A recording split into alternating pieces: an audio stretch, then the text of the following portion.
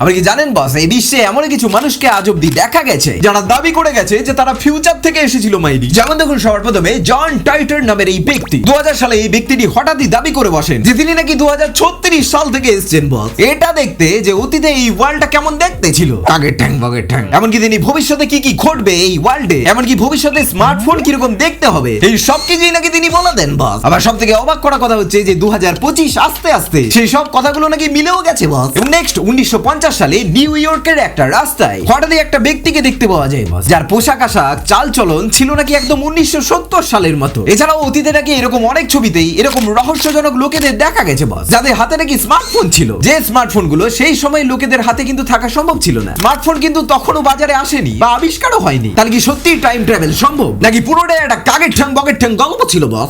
Time ট্রাভেলে আপনি সুযোগ পেলে কোন সময় যেতে চাইবেন? কমেন্ট বক্সে একটু পুরোনো ক্যালেন্ডার ছুঁড়ে মারুন দেখিনি।